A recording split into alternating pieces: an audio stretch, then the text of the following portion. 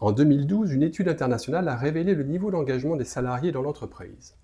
35% des salariés étaient considérés comme engagés.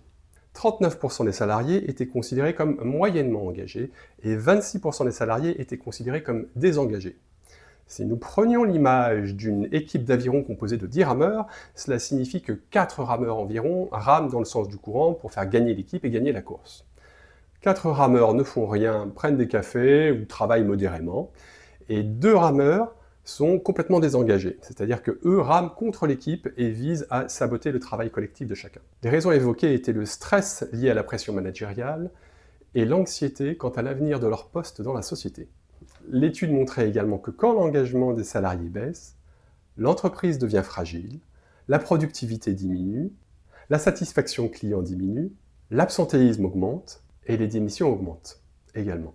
A l'inverse, j'ai pu constater que lorsque les employés étaient engagés, ils prenaient soin de l'entreprise. Les problèmes business étaient résolus de manière autonome, sans que le patron ait besoin de s'en mêler.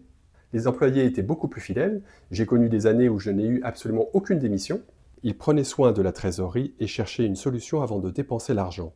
La société a retrouvé la croissance et a réalisé les meilleurs résultats de son existence. Et enfin, dernier détail intéressant pour vous, dirigeants, c'est que votre charge de travail va se retrouver allégée et vous allez pouvoir vous consacrer à des tâches à plus forte valeur ajoutée. Bonjour, je suis Pierre-Antoine et je suis chef d'entreprise. Dans ma précédente entreprise, entre 2012 et 2015, j'ai connu cette situation où les salariés étaient désengagés. À l'époque, en tant que patron, je considérais qu'il fallait fixer le cap, dire à quel endroit on allait, comment on y allait, et que je devais contrôler les résultats de chacun. Alors, ce que j'ai obtenu, vous vous en doutez, c'est surtout beaucoup de problèmes. Des problèmes humains, les collègues ne s'entendaient plus. En 2014, à l'époque la plus critique de cette phase, on avait 2 camps dans la société, ceux qui étaient pour le patron, ceux qui étaient contre le patron. Les problèmes business n'étaient même pas abordés, les clients étaient de plus en plus insatisfaits, ils nous quittaient de plus en plus, et on arrivait seulement à compenser l'érosion du chiffre d'affaires en recrutant de nouveaux clients, mais la pente n'était pas bonne du tout. 5 à 10% des employés étaient constamment en arrêt maladie. J'ai eu des démissions qui ont représenté jusqu'à 10% de l'ensemble du personnel sur l'année la plus critique. Les résultats de l'entreprise étaient en déclin permanent. On était à environ 350 000 € de résultats en 2012 et en 2014, on était à 2 000 € de résultats. Tout laissait penser qu'en 2015 ou 2016, nous allions fermer l'entreprise. Donc en 2014, personnellement, je haïssais mon entreprise. Je n'avais absolument plus envie d'aller travailler, je venais avec la boule au ventre. Il n'y avait pas un moment où il n'y avait pas un collaborateur qui venait me voir avec un problème. C'était vraiment devenu très compliqué pour moi.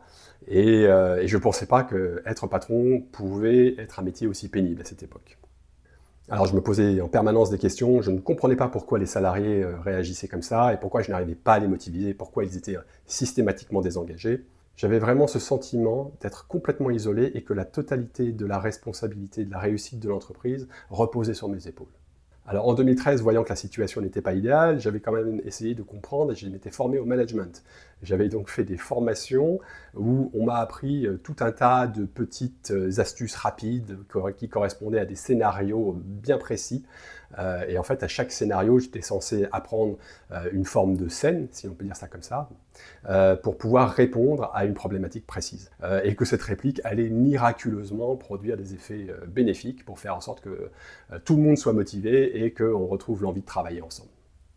Évidemment, ça ne s'est pas tout à fait passé comme ça. Heureusement, dans toute cette histoire, j'ai eu un déclic à un moment donné, et ce déclic, il est arrivé en février 2015, précisément, au travers d'un reportage qui est passé sur Arte, qui s'appelait « Le bonheur au travail ». Et ça a été une révélation pour moi. Ah, pourquoi ça a été une révélation? Tout simplement parce que j'avais une image du patron, du dirigeant, qui vraiment devait être la personne forte de l'entreprise, qui devait avoir les réponses à tout. Et ça avait été renforcé notamment par les formations de management que j'avais pu avoir. Et je n'avais donc jamais réellement remis en cause ce schéma et je considérais qu'il n'y avait probablement pas d'autre façon de faire pour être un bon patron. Il fallait être un patron fort. Et ce reportage m'a prouvé tout le contraire. Je n'avais juste pas conscience qu'on pouvait être un patron différent en ayant une posture différente, et notamment, vous le verrez au travers de cette chaîne YouTube, il y a énormément à dire sur les choses qui doivent évoluer pour pouvoir faire en sorte d'avoir une capacité à pouvoir animer les gens. Notamment que la bienveillance et se mettre au service de son équipe, comme un entraîneur de sport pour qu'elle atteigne ses objectifs, était une voie beaucoup plus efficace et pérenne pour la réussite de mon entreprise. Pour en revenir à notre point sur la motivation des salariés dans une entreprise, la vérité fondamentale, c'est qu'on ne peut pas motiver quelqu'un à faire quelque chose. On ne peut que réunir les conditions pour permettre à cette personne d'être motivée pour faire quelque chose. En pratique, c'est comme la vente. Vous devez lever tous les obstacles pour que la vente soit parfaite et que la personne soit contente d'acheter votre produit. Parce que sinon, si vous ne réussissez pas la vente, la personne part, tout simplement. Dans le cadre de l'entreprise, les salariés ne partent pas, évidemment, mais par contre, les salariés vont prendre votre argent et vont vous donner un minimum de valeur en retour. Pour résumer ce point, la motivation, ça n'est jamais que vendre une tâche ou le travail à votre employé. Et il faut le faire tous les jours, puisque la motivation, c'est quelque chose qui va, qui vient. On le sait, il y a des jours où nous sommes motivés et des jours où nous ne sommes pas motivés. Donc finalement, ça revient à deux conditions fondamentales qui sont d'augmenter les bénéfices du salarié et de diminuer les irritants. Alors si on commence par les bénéfices pour le salarié, il y a typiquement 4 conditions fondamentales qui sont à peu près les mêmes que celles de la pyramide de Maslow. Et donc par ordre d'importance, on va d'abord citer la clarté et la sécurité. Votre employé sait-il exactement ce qui est attendu de lui? Les règles du jeu sont-elles claires? A-t-il un cadre de travail bien défini? Y a-t-il des règles qui sont non dites? Y a-t-il un risque pour lui de se faire sanctionner sur un endroit qu'il n'aurait pas vu, qu'il n'aurait pas compris? Est-ce que son manager est respectueux avec lui? Est-ce qu'il peut l'aider à faire son travail correctement? Et surtout, a-t-il un risque de perdre son emploi prochainement? Donc il vous faut absolument répondre à toutes ces questions, et le mieux vous répondez à ces questions, le plus vous aurez un salarié en sécurité et avec une mission claire sur laquelle il n'a aucune ambiguïté, et ce salarié, dans ce cadre-là, se trouvera rassuré. Ça, c'est vraiment l'un des points fondamentaux de sa motivation. Deuxième point fondamental, les moyens dont il dispose pour pouvoir travailler. Alors, cela veut dire les moyens financiers, mais ça veut dire aussi les moyens matériels. A-t-il les bons outils? A-t-il les produits en stock? A-t-il la possibilité de travailler en autonomie ou doit-il systématiquement demander l'autorisation à quelqu'un? Parmi les moyens, on peut aussi citer le manager. Est-ce que son manager est une aide ou est une contrainte? On y reviendra, mais le rôle du manager dans ma conception de l'entreprise est un aidant et non pas quelqu'un qui vient contrôler une mission. Troisième point, la reconnaissance. Est-ce que mon manager me dit qu'il apprécie la qualité de mon travail et me le dit régulièrement? Ces remarques sont-elles entendues? Sont-elles prises en considération? A-t-il la possibilité d'évoluer dans votre organisation en fonction de ses aspirations? A-t-il la possibilité de se former pour devenir une meilleure version de lui-même? Enfin, son salaire reflète-t-il la valeur qu'il apporte à l'entreprise?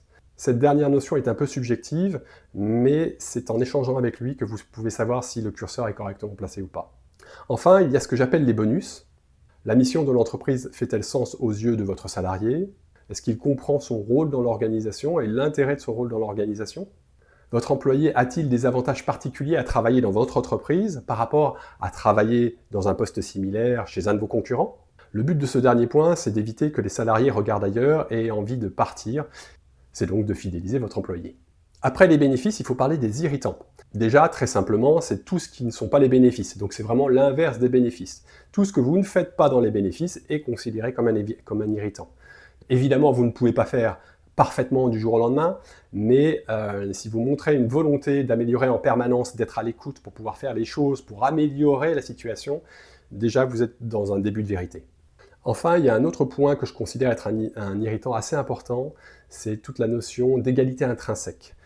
L'égalité intrinsèque, c'est le fait que toutes les règles de l'entreprise s'appliquent à tout le monde, sans passe-droit, sans favoritisme, de la secrétaire au patron. L'exemple vient d'en haut. Les salariés regardent le patron, ils n'écouteront pas ce que vous dites, mais feront ce que vous faites. Si vous contournez les règles ou laissez quelqu'un les contourner sans réagir, les salariés les contourneront également.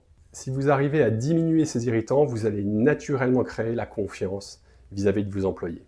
Et la confiance, c'est ce qu'il y a de plus précieux dans l'entreprise, parce que c'est avec cette confiance que vous allez obtenir la motivation de vos salariés. Un de mes mentors disait « La confiance est un seau qui se remplit à la petite cuillère et qui se renverse d'un coup de pied ». Plus vous conservez des irritants, moins vous faites d'efforts pour amener des bénéfices à vos employés, plus vous allez sabrer la confiance, plus vous allez sabrer la motivation qu'ont ces employés à travailler pour vous. Alors vous l'avez vu, on a principalement évoqué la carotte, mais on a peu parlé du bâton. Le bâton, pourtant, il existe dans cette organisation et il doit être utilisé à bon escient principalement quand les règles du jeu sont très claires et qu'une personne a transgressé les règles. Si vous n'appliquez pas de sanctions, vous n'êtes pas crédible et les personnes perdront confiance en vous. La difficulté, c'est qu'on a parfois une bonne raison de transgresser une règle, ou on a une personne que l'on apprécie plus qu'une autre, et du coup on est chagriné de devoir la sanctionner, mais c'est pourtant quelque chose qui est vital. Alors par contre, je vous conseille de ne pas donner la sanction qui va être appliquée si vous transgressez la règle. Cela doit rester à votre discrétion, et ça va dépendre du contexte.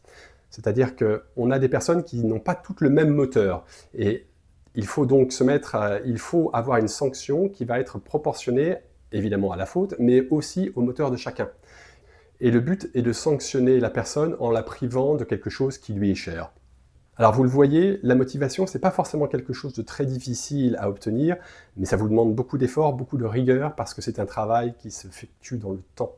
Et en fait, dans cette phase, il faut que vous soyez absolument irréprochable, il ne faut pas que vous fassiez d'erreur, et il faut que vous montriez que vous êtes sincère dans cette démarche pour vous améliorer et faire en sorte que chacun demain trouve un intérêt à collaborer et à donner le meilleur de lui-même pour votre projet d'entreprise. Alors je voudrais évoquer un dernier point avant de vous quitter, qui est lié à la démotivation. Le problème aussi de la démotivation, c'est que quand vous allez avoir du personnel qui va partir, ce sont évidemment les meilleurs qui vont partir, et vous allez garder ceux qui ne vous apportent pas d'idées nouvelles, ceux qui disent oui à tout, et puis qui cachent les problèmes sous le tapis. Donc là, vous êtes vraiment dans un cercle vicieux à partir du moment où les gens sont démotivés dans votre entreprise. Vous n'allez pas pouvoir retrouver le chemin de la croissance parce que les gens ne vont juste pas faire les efforts nécessaires pour pouvoir vous aider à surmonter les obstacles. En fait, les gens ne quittent pas une entreprise, les gens quittent un management. La bonne nouvelle dans tout ça, c'est que l'inverse est également vrai. Si demain, vous arrivez à produire les efforts suffisants pour pouvoir avoir une entreprise où les gens ont envie de venir travailler chez vous, vous allez attirer les meilleurs.